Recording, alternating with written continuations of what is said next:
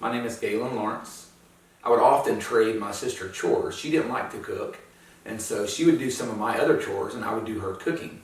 And somehow with that, I liked already at that age, to be creative and do different things. And so I started making her mini meals. And so I would literally take things and cut them down and make them tiny. So I'd make a little tiny hamburger, and with the bread cut down and everything, or little tiny, sandwiches.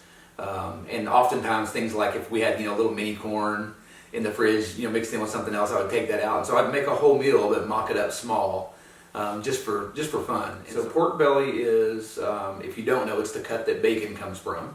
So to make bacon, you take that pork belly and you cure it out, and then you slow smoke it, and then that's kind of where bacon is. But that's not the only way you can cook it.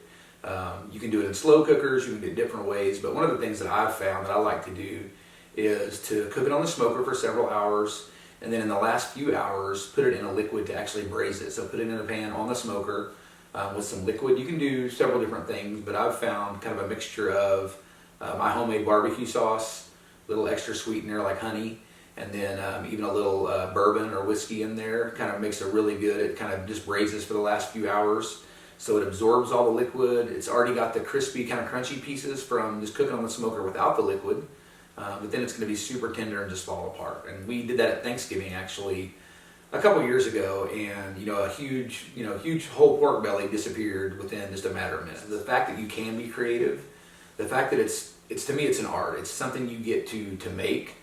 You don't have to follow an exact recipe. It's okay if you do. I think that when people gather at the table or gather around food, if it's outside or inside or whatever the case might be, I think one of the things that food does is food kind of opens up conversation. You're not just sitting across from somebody having to figure out what to talk about and feeling awkward or obligated to have a conversation. When you're relaxing and everybody's eating and everybody's enjoying themselves, it tends to just open things up. Conversations happen. I think people are more real. I think you can be yourself around a plate of food.